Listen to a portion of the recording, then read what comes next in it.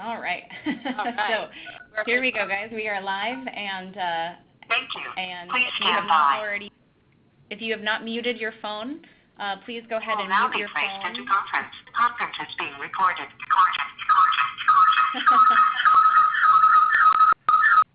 Thank you for joining. Please mute yourself if you are not already on mute and you are not a presenter. Thank you. Okay, so here you can see that we've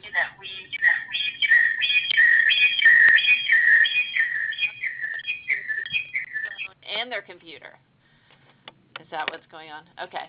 So that we've grown from a network of about 60 scientists from about 28 countries to the most recent count is approximately 475 scientists, and it's not all scientists, but people from 80 countries, which is, and hopefully your countries are represented there, and if they're not, we got to make sure that you sign up as a network member. So another thing to note is that one of the ways that we do our work is through regional hubs, and so this is a bottom-up organizing effort. Right now we have regional hubs that go on that represent Latin America, including up to Mexico, all of Africa, West Pacific, so those are the larger island countries, like Indonesia, Malaysia, Vietnam, etc. Not Vietnam, I guess that's not an island. North America and Europe so far, but we hope that we'll be seeing more regional hubs develop as we move forward. So next slide. So this is the real one of the real sort of offerings of the global network, and this is a data portal that you can access through that www.goon website, and on the front page you can find the data portal link, and on this you'll see all of the platforms, and so scientists and others have offered up places where they are measuring relevant data.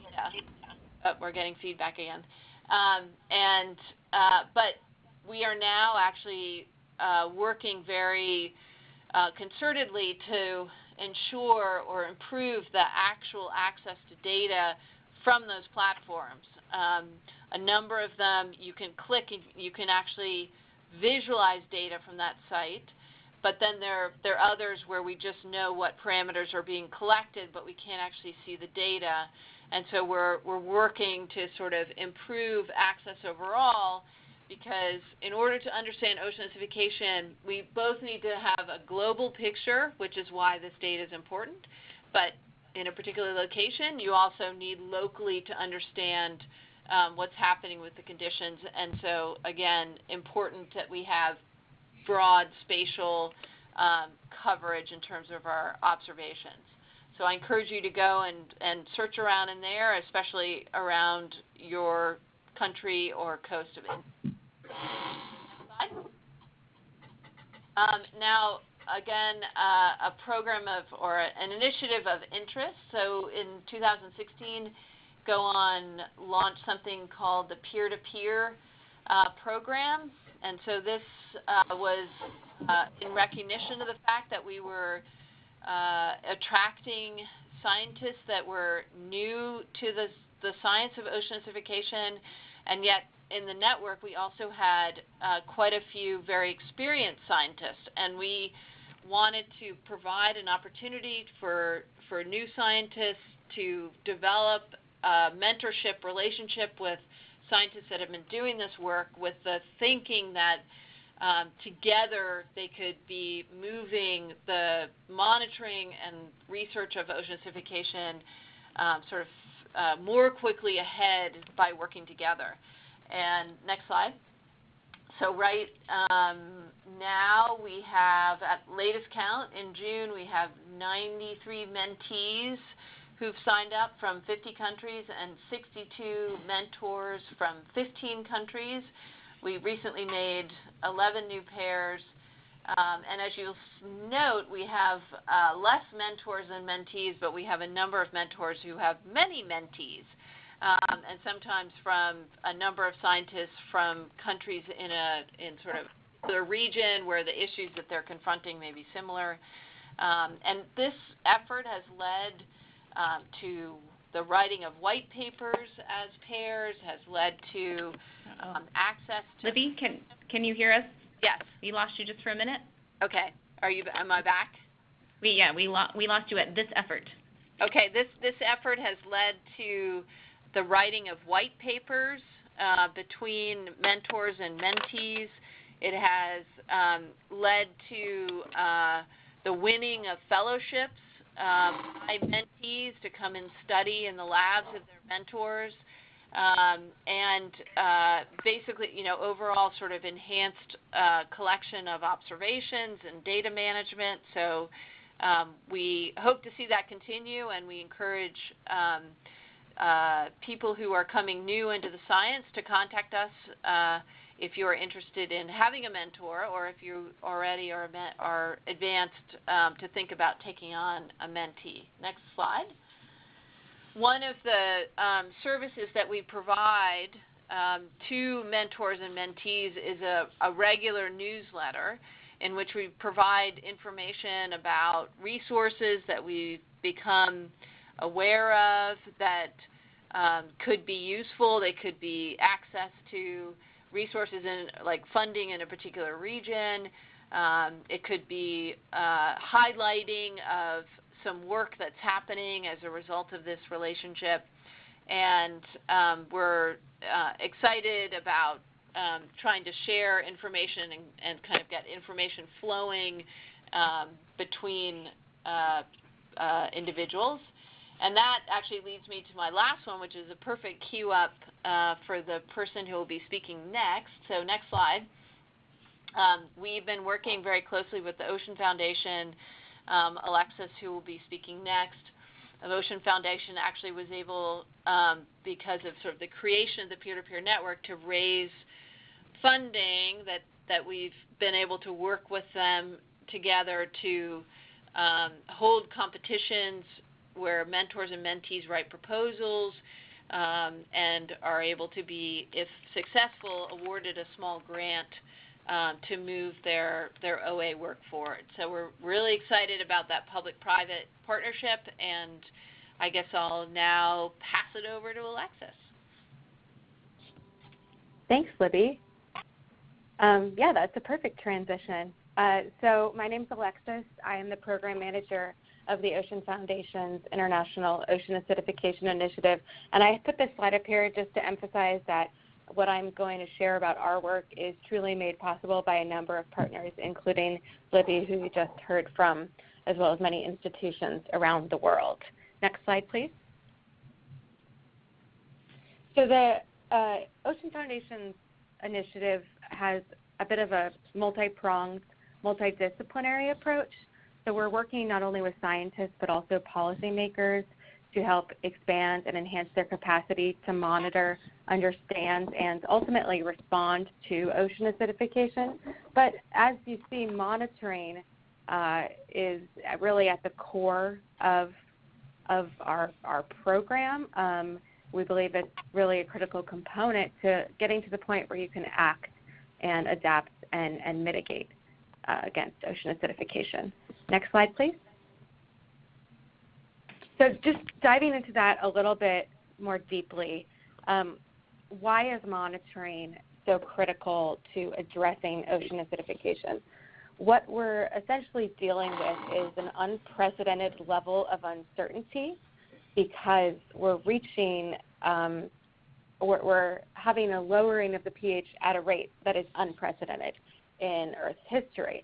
And so whether it's the ecosystem or the communities that depend on those ecosystems, there's a lot of increased uncertainty. It's very hard to make decisions when there's increased uncertainty. And what monitoring essentially does is it allows you to identify patterns, start to see what is happening, so that you can make management decisions that help you achieve stability amidst all that increased uncertainty. So that is why we place such a heavy emphasis on monitoring, and I think that is thankfully understood by everybody here on this webinar, given that it is a Monitoring 101 webinar. Next slide, please. So a big focus of our work lately has been in working with our partners, especially the IAEA, the International Atomic Energy Agency, who they actually host the International Coordination Center for Ocean Acidification. We've been working to create sort of a starter kit for collecting ocean acidification data. And we nicknamed it, or I think initially the nickname came from Jan Newton at the University of Washington, Go On in a Box.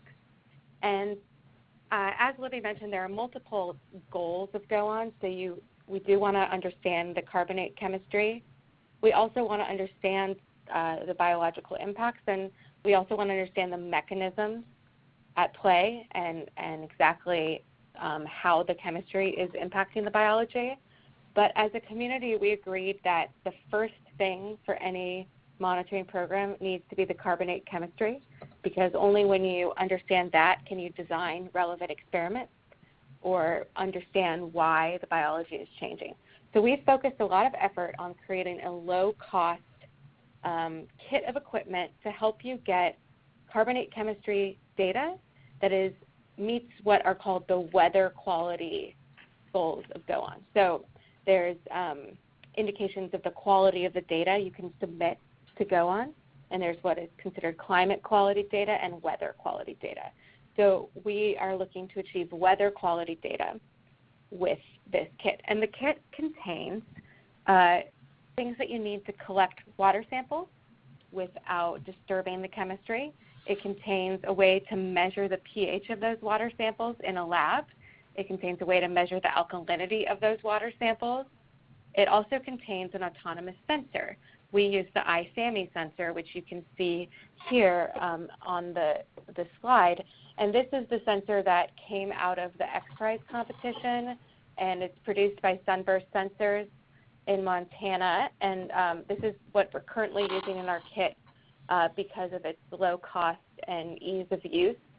And we also include any odds and ends that our recipient scientists don't have, whether it be a ring stand for their lab, a spectrophotometer, a Niskin bottle to sample water, or any other thing. And the total cost of that package is about $20,000 US, including all the odds and ends, including a CTC, a spectrophotometer, et cetera.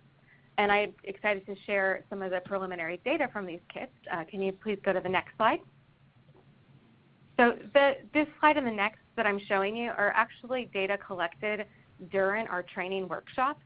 So this first slide is data collected in Mauritius that during our training there last year. And essentially, I just want to demonstrate that with the ISAMI sensor, you see that data on the left-hand side, and then the CTD that we include, ISAMI data is on both sides, but the other data that is shown is collected by the CTD that is included in our kit. So this is just an example of some of the data collected so far. The next slide actually is the one I'm most excited about. If you can move on to that. Yes. Real quick, thanks so much, Alexis. Just a reminder that if you are not on mute, please go ahead and mute your phones. And just a request, maybe Alexis, just to speak a little bit more into the phone if possible. It sounds like some folks are having a little bit of a hard time hearing. Okay. Is this a little better? We'll give it a go. Okay. So this is the slide that I'm most excited about. This is from our workshop in Fiji last year. And basically this was the first time our trainees had ever used this kit of equipment. And what you see is the colored dots is the pH value collected by the ISAMI. There's actually 3 different colors because there's 3 different ISAMIs. And you see that they track very nicely together, even though there's an enormous swing in the pH in Suva Harbor. But the black dots are the pH values that our scientists determined when they took samples of the water and then collected those samples in the lab using a spectrophotometer And what was great is to see that even though this is their first time using the method in this kit, the data they collected really perfectly matched with the iSANI data. So we're excited about what this means in terms of the usability of our kit. Next slide, please. And I just want to also mention that we also, through our program, have a toolkit for policymakers, which is very complementary to the action plans that the Alliance assists countries in developing, and it's a little bit more in the weeds in some ways, and it focuses on existing legislation that has been passed or used to address ocean acidification, and we have a training curriculum focused on helping government officials decide what type of legal language to use and to be able to borrow best practices from existing legislation.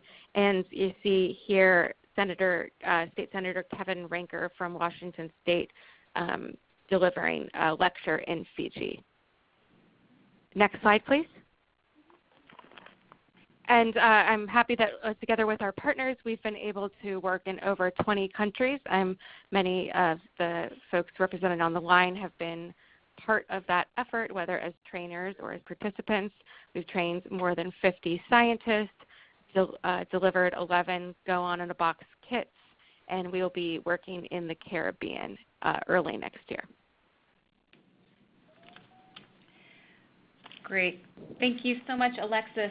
Before we move on to sort of the next slate of members talking about their own experiences with their local networks, do we have any questions for Libby or for Alexis?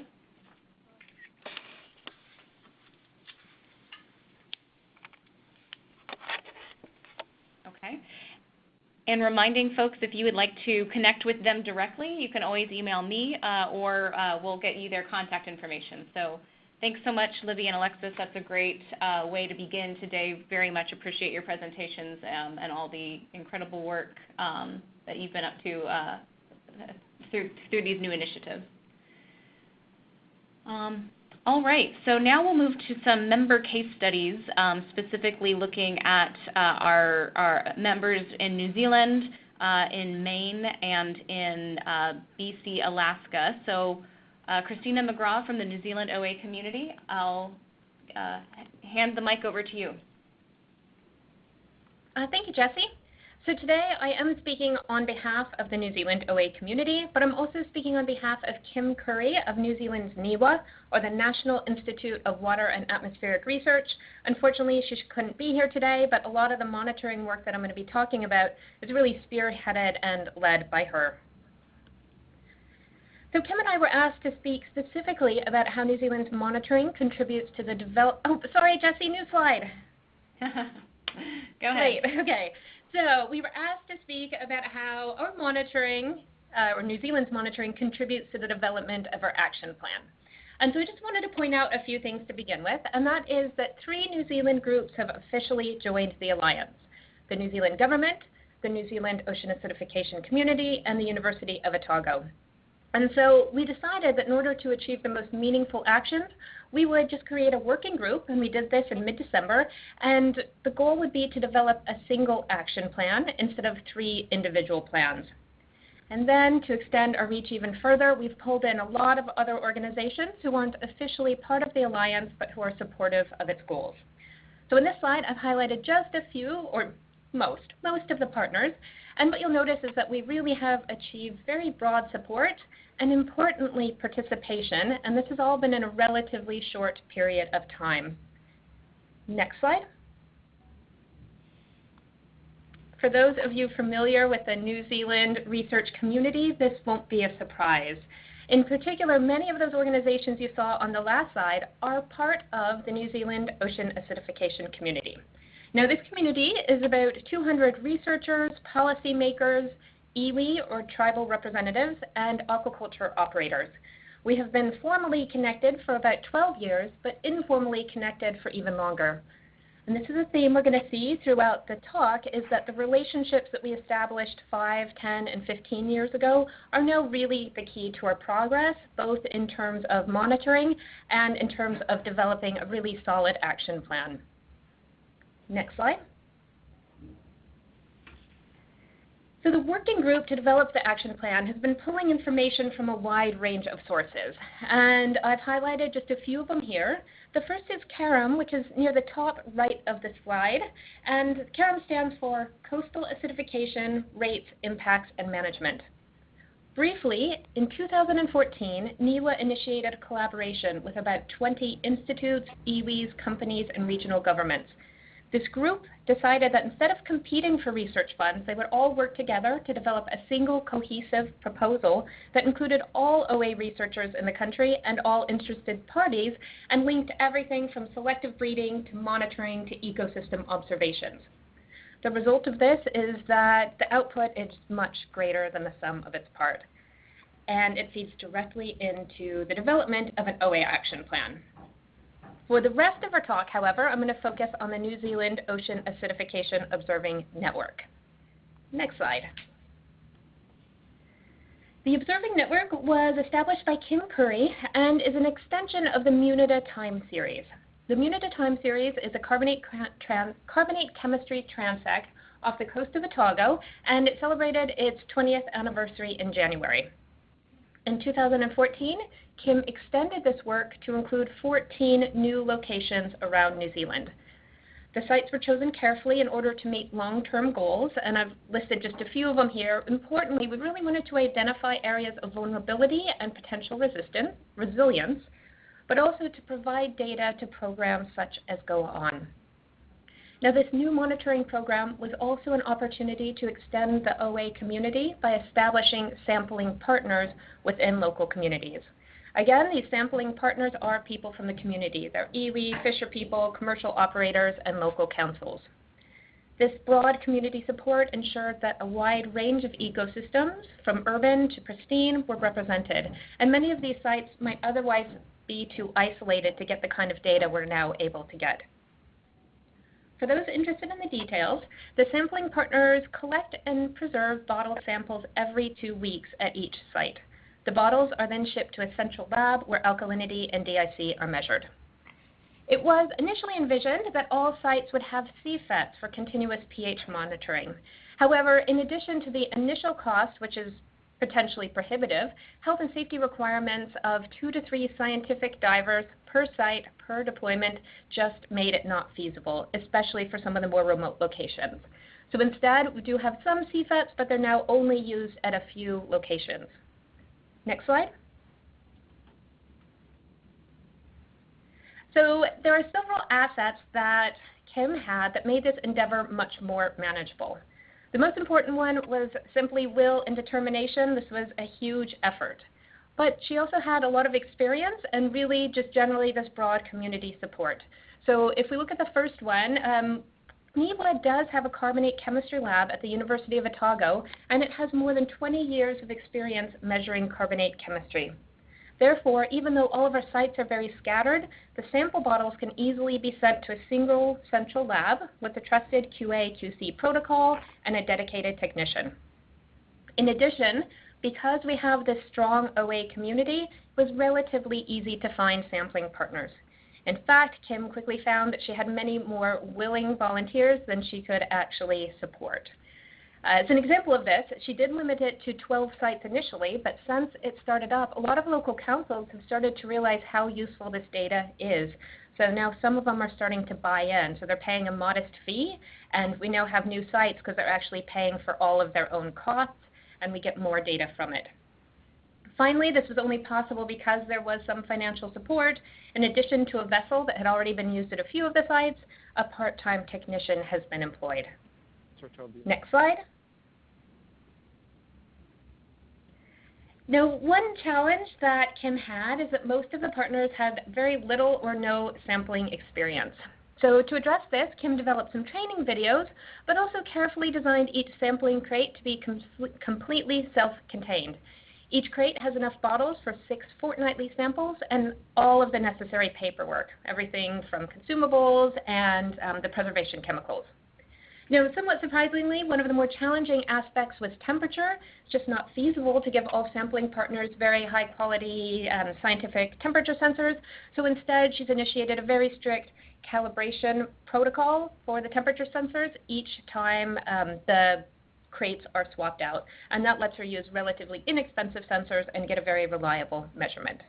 Next slide. So where are we now? This map really highlights somewhat some of our sampling partners, but I think the key is just the scope of the sampling location itself, just how well we're able to cover it, and especially in areas where you might see a little bit more high density, that's an area where there's a lot of aquaculture interest. So you can see that we have bottle samples. The carom sites are the sites that indicate where we have CFETs deployed. And also we have 2 sites where we collect additional data, so this data can then contribute to GOA-ON. And finally, the 2 stars indicate councils who have recently decided to pay for the privilege to participate. Next slide. Importantly, this data is freely available. There is a dedicated web portal where users can select a site and then download all of the data. And last slide, please. So I'm just going to end by going back to the original question. How has this monitoring impacted the development of our action plan? Well, our working group has taken a 4-step approach. We first started with a stock take, which was based on the OA Alliance toolkit. Specifically, we created a massive spreadsheet where we broke down each of the Alliance goals, the general actions, and their suggested example actions. From there, we took each example action and broke it down into New Zealand-specific topics, and then identified related work by the past government, current government, local governments, and NGOs. The second step was really to take a step back, use that stock take, and identify policy and science gaps, which we are now using in our 3rd step, which is identifying potential actions. So as an example of how monitoring is informing this work, we can just consider the Alliance goal or their example action of inventory regional observing efforts. When the working group considered this, we spoke with regional councils and realized that many were starting to deploy buoys, but they had little or no standardization protocol for pH measurement. So we're now exploring ideas on how we can link these council efforts with the observatory network, which will provide us much more high-quality data.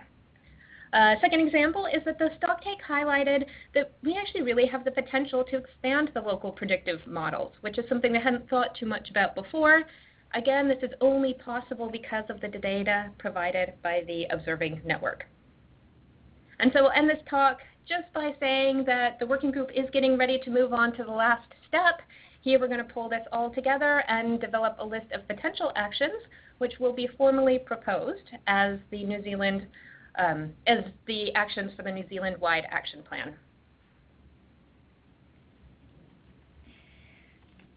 Great. Thank you so much, Christina. Yep.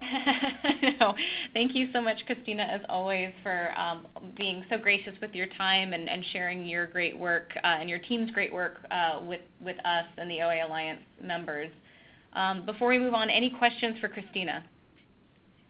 And remember, you're probably on mute, so you'll have to unmute yourself if you ask a question.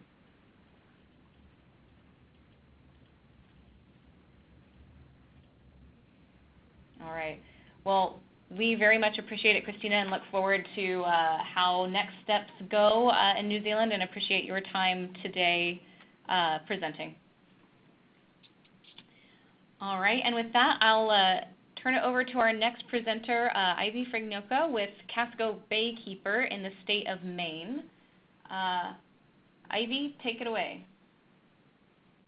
Okay. So my name's Ivy Frignoka. I'm the Casco Baykeeper with Friends of Casco Bay, and please go to the next slide. I work for a nonprofit that's been in existence for close to 30 years. Compared to the presentations you have heard, we have a staff of 8. Our mission is to improve and protect the health of Casco Bay, and we use 3 tools: science, advocacy, and community engagement. We were one of the founding members of the Waterkeeper Alliance. There are over 300 water keepers around the world, and our job is to be the eyes, ears, and voice of our water body and its chief advocate. Next slide, please. So to orient you, Maine is the northeasternmost corner of the United States. There's a little insert of the state on this map, and the blue in that insert shows you where the Casco Bay watershed is. And if you look at the larger map, Casco Bay, the western part of it, where you see Portland and South Portland, is the most densely populated industrial part of Maine. And the eastern part, where you see peninsulas jutting down, is very beautiful with lots of cliffs and strong shellfish resources and a burgeoning explosion of aquaculture. Next slide, please. So our staff, our staff scientist and myself, do water quality monitoring of Casco Bay, and we've been collecting data for over 25 years. Our current plan has 3 prongs to it. Every 3 weeks from April through October, Mike and I collect samples 1 day by land and 1 day by sea. So where you see the by sea dots, we go out in our vessel and we do surface to bottom profiles, taking water quality measurements every meter until we get to the bottom. And then when we go by land, we drive around in our truck to various points around the bay, and we just do surface water quality monitoring. And then where you see the star out by an island, we have a continuous monitoring station there that collects data year-round, every hour. The little insert of an instrument shows you the YSI data sonde that we use for all 3 means of monitoring so that we can readily compare our data. Next slide, please. So this shows you Mike is on the right and I'm on the left. This is our continuous monitoring station. And at all of our monitoring, by land, by sea, and at the continuous monitoring station, we collect temperature, salinity, dissolved oxygen, pH, and chlorophyll. And then we take samples by hand of nitrogen, both total nitrogen and inorganic nitrogen, from April through October. When we added continuous monitoring 2 years ago, it enabled us to get data every hour of every day, which was terrific because we no longer were missing things that might be happening between the 3 weeks that we got out there, like a phytoplankton bloom or something like that. It also allowed us to add a PCO2 sensor, which enables us to track climate changes in the water, especially acidification. Next slide, please. So here's some examples. This slide shows the relationship between dissolved oxygen and carbon dioxide in ways that we would expect. So during hours of the day when phytoplankton are taking in carbon, going through photosynthesis and releasing dissolved oxygen, we would expect to find less carbon dioxide in the water and more dissolved oxygen. And that is indeed what our data sonde is showing us, our continuous monitoring station is showing us. Next slide, please. Here's another example. So when there is more carbon dioxide in the water, we expect to see lower pHs. And this slide is in fact confirming that that is occurring in the water. Next slide, please. What became exciting for us in adding the continuous monitoring, in addition to catching phytoplankton blooms we were missing and confirming cycles that we might expect to occur in nature, was our ability to do calculations to look at the impacts of climate change. So with the addition of collecting the carbon dioxide information, our scientist is able to calculate the amount of calcium carbonate in the water that's available to shell-forming organisms. And for Casco Bay, the best research is that if the saturation level is below 1.5 of omega aragonite, which is the type of calcium carbonate that we're talking about, it is hard for an organism to build its shell. And this is a chart of our first year of data, and we were surprised to learn that for most of the year, the omega aragonite saturation is too low for, or is low enough that it's difficult for organisms to build a shell. We were surprised about this. We were able to check with other researchers who had also put in continuous monitoring stations, and they found the same result. What this means for Casco Bay, we can't say yet because it's 1 year of data, but this is very informative and is one of those steps that the previous speakers have talked about, where you have to get the data where there's data gaps so we can begin to understand the problem well enough to have the right policies. Next slide, please. Which leads me to, what do we do to address ocean acidification? Next slide, please. So our organization helped to pass a bill in the legislature that created an Ocean Acidification Study Commission about 5 years ago. And that commission issued a report. One of the recommendations of a report was that there be an ongoing council or commission to coordinate scientific research and make policy recommendations. In Maine, we have done that through a voluntary partnership. Our organization was instrumental in creating this voluntary partnership called MOCA, and I'm currently the coordinator of MOCA. So we began by starting to implement the recommendations of the OA Study Commission. We are now looking at developing our own action plan, and we coordinate the work of our state governmental agencies, private researchers, fishermen, and aquaculture operations who are studying OA and developing policy to address it. Next slide, please. We also advocate to reduce nitrogen to help reduce the sources and causes of coastal acidification. We do this through commenting on Clean Water Act permits and getting nitrogen limits and nitrogen testing requirements in waste discharge permits, through advocating for ordinances like pesticide ordinance that reduce fertilizers and other measures.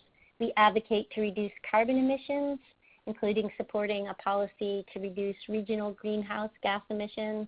And we advocate more than ever for budgets and policies at a federal level that protect science and acknowledge climate change. Our community engagement program also does a lot of programs for the public and for school teachers to reduce our carbon footprint and sources of nitrogen. Next slide, please. So thank you very much. I just wanted to give you a brief overview and why continuous monitoring was such an important addition to our work. Thanks so much, Ivy. I so appreciate you jumping in and being able to give this presentation today, and certainly know that it has been informative and useful for folks on the line. Any questions for Ivy before we move to our last presenter? And remembering that you're likely muted if you want to ask a question.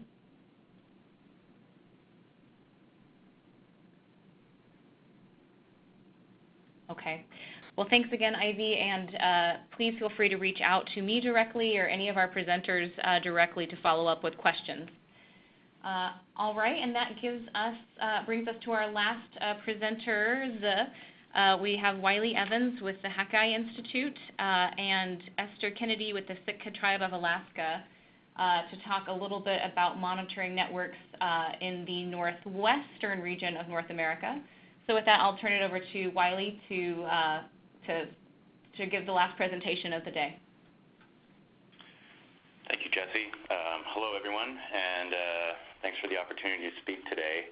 I am going to talk about a developing nearshore network of monitoring assets, basically extending along the coast of British Columbia and into Southeast Alaska and what we call South Central Alaska, Kenai Peninsula, and Kodiak Island.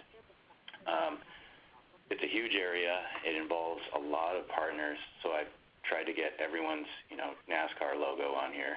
And it's basically a collection of ocean observing systems, AUS and NANUS, federal agencies, academic partners, tribal partners, and stakeholder groups, mostly from the shellfish aquaculture industry.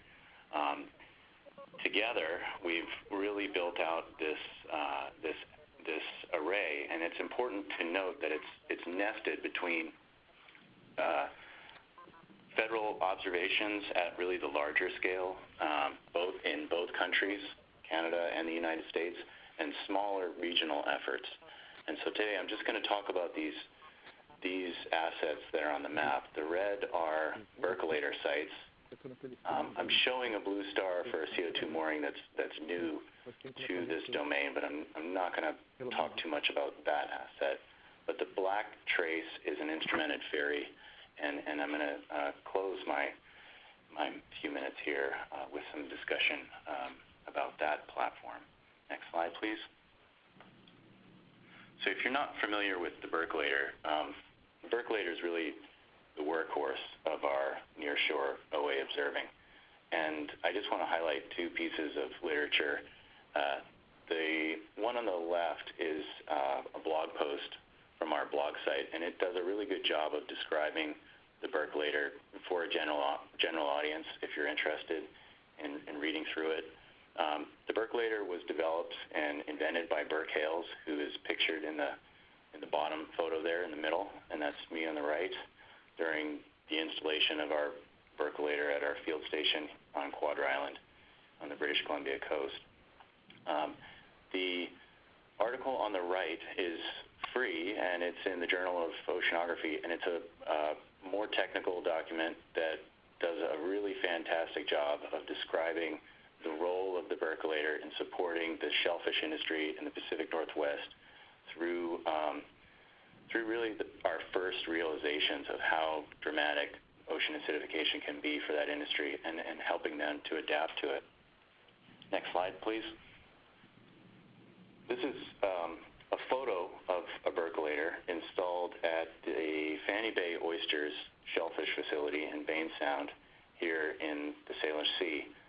This particular instrumentation was funded by the province of British Columbia and is maintained by the BC Shellfish Growers Association and the Hakai Institute. I think this is probably one of the best pieces of instrumentation for nearshore OA observing for two reasons. One, we're making two CO2 system measurements, CO2 partial pressure and the total inorganic carbon, along with temperature and salinity. And from those four measurements, we determine the rest of the CO2 system, i.e. the pH, the saturation state, the alkalinity. And the two CO2 system measurements we're directly measuring are really the best for the wide range of salinities that we'll encounter in the nearshore environment. The other reason why this instrumentation is so fantastic is because it's bimodal. In this picture, the percolator is measuring CO2 concentrations in a flow-through environment, so water is being drawn into the facility and flowing through the instrumentation, and we're making these measurements autonomously and rapidly. And you can do this in a shoreside facility like this, or you can do it on a ship. It's bimodal in the sense that not only can we measure these parameters in a flow-through environment, but we can do it in a discrete bottle. So if you take a bottle of seawater, collect it anywhere along the coast, and then bring it to a percolator, we can measure the same parameters. So in that sense, these systems really could become a node for OA observing, where you have high-speed measurements occurring at the site where the system is located, but then collecting discrete samples around the facility. Next slide, please. So a really important part of these percolators is their ability to output real-time data to the networks. And so this is just a screenshot of the Go On data portal that Libby highlighted at the beginning of this webinar, just showing data from our field station, which is on Quadra Island in the northern Strait of Georgia. on the British Columbia coast. And the data are the PCO2 and the surface water since we essentially joined GOON. So you're looking at roughly 2 years of data there. And so this is a really important part of this nearshore observing network, is the ability to get data out in real time to the portals so that stakeholders can use that information. Without that aspect of it, I think we wouldn't be serving the communities as well as we are. And I'm just highlighting 2 data portals at the top here. GOON is of course the first one, but there's a regional portal as well, the IPAC OA data portal, which in fact shows a bit more data. Both are great for stakeholders to connect with. Next slide, please. In Alaska, the percolators are a number of them are largely supported through a funded project funded through the Integrated Ocean Observing System and NOAA's Ocean Acidification Program. And this is a project that aims to improve ocean acidification observing to support the Pacific shellfish grower community. Jan Newton from University of Washington is the PI, with technical leads being Jim Beck and Burke Hales from Sunburst and Oregon State University, respectively. So one part of that is maintaining these percolators. Another part of this project is the development of a low-cost CO2 system. And that low-cost CO2 system was originally developed by a really bright master's student who worked with Burke named Colleen Wall. And they developed what's called the Autonomous Coastal Drifting CO2 System, or the ACDC. And so in this photo, you can see the ACDC positioned running alongside the percolator. This is at the Elutic Pride Shellfish Hatchery in Seward, Alaska. And so a part of this project is really the hardening and field testing of this instrumentation. And in Alaska, the Elutic Pride Shellfish Industry is one partner that is testing this unit, and the Sitka Tribe of Alaska is coming on as the second partner that will be getting one of these ACDCs and testing them in the field. Next slide, please.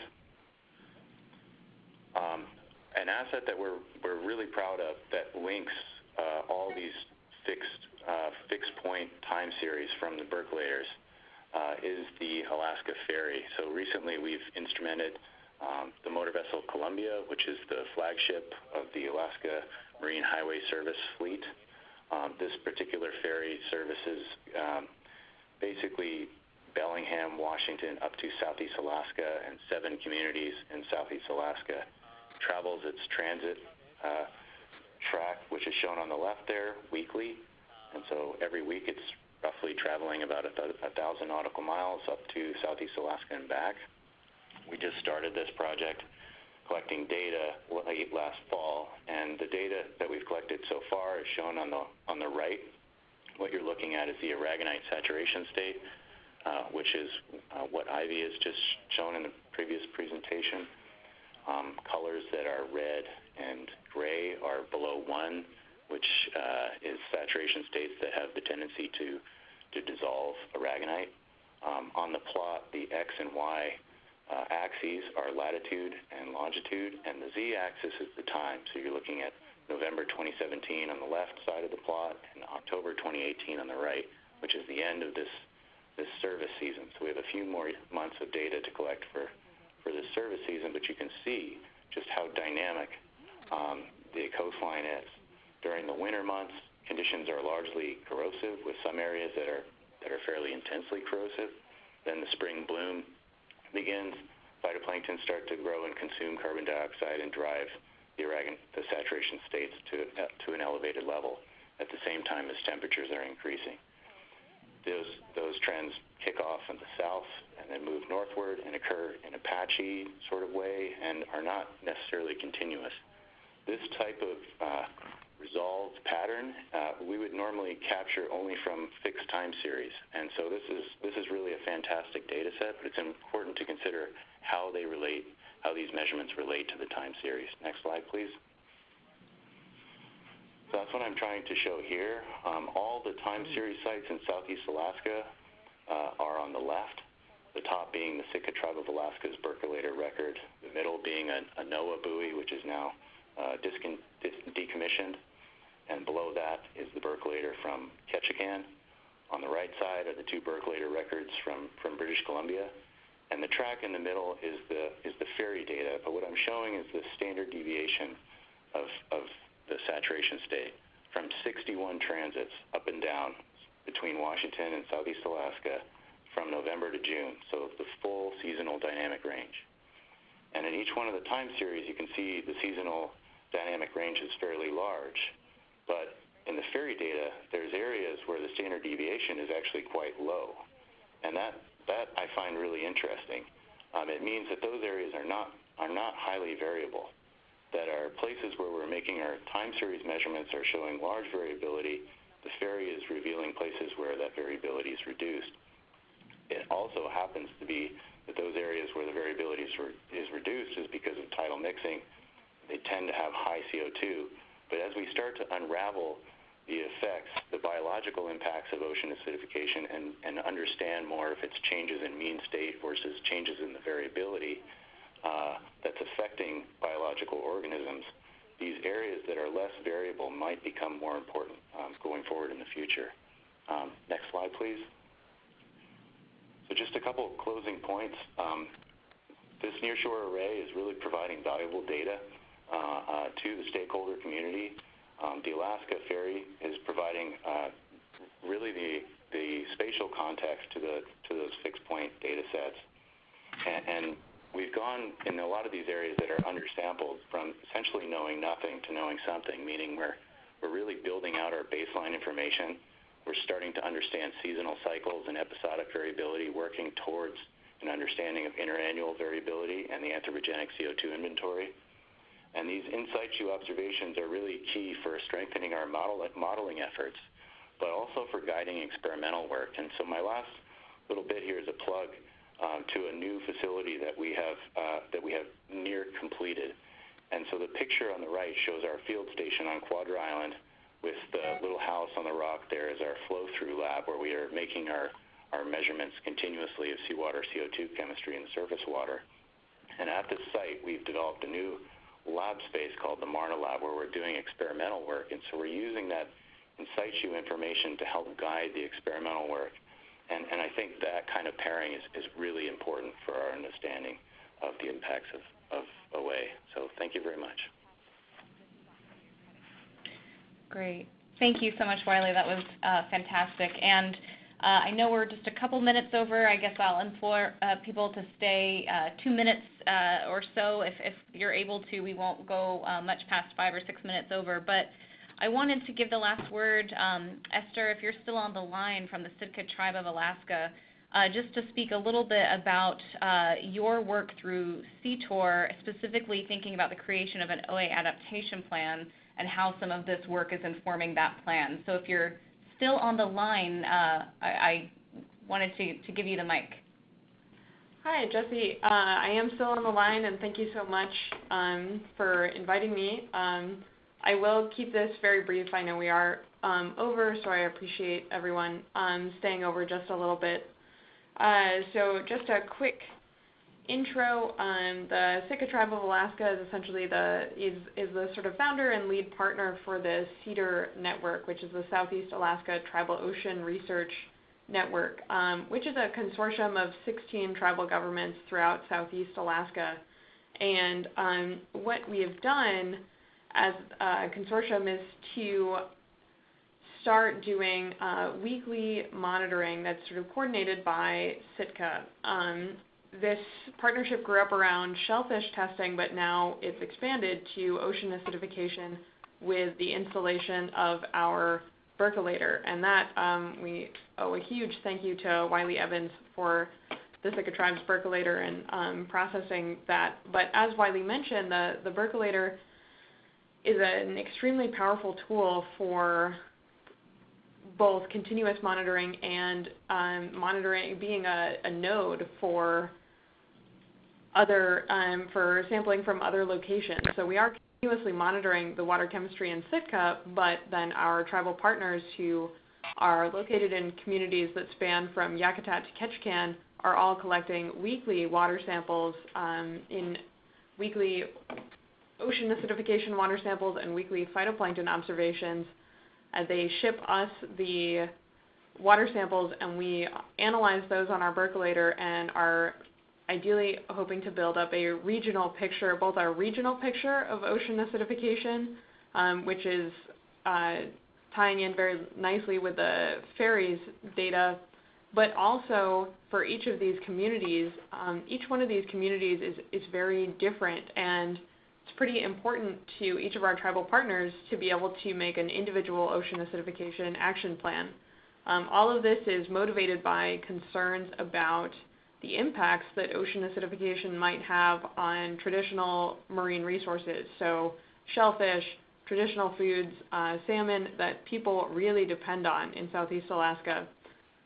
So what that's looking like right now is these weekly samples that are sent to the Sitka Tribe, and as we build up this data set, we're still very new to this, so our partners didn't start collecting water samples until this spring, but as we build up those data sets, what we'll be working with each one of our partners to do is sort of determine what each group's individual vulnerability to ocean acidification is, and ideally, in such a way that they can start proactively managing some of those marine resources. We have the flexibility to do that as tribal governments in a lot of ways. Just as governments, we do manage quite a few of our own subsistence resources, but I would say that that's kind of the plan, but we're not quite there yet, just as we've just started collecting data. So I hope to give a more extensive update maybe 1 year from now or 6 months from now, but that's really what we're working with in Southeast Alaska, and we're hoping it moves forward fairly smoothly. Great. Thank you so much, Esther and Wiley, for gracefully being able to to go over and give us those great updates. And thank you to all of our presenters today for joining. It's so great to be part of this work together with you. And I will just close the webinar by noting that we are going to make this video recording available to OA Alliance members that request it. So please email me directly if that's something that you are hoping to receive for your records as well. And then we'll have another webinar in August, one more that's issue-specific relating to nationally determined contributions pursuant to the Paris Climate Agreement, and that's probably mostly relevant to national government members, but invite others to join if you're interested.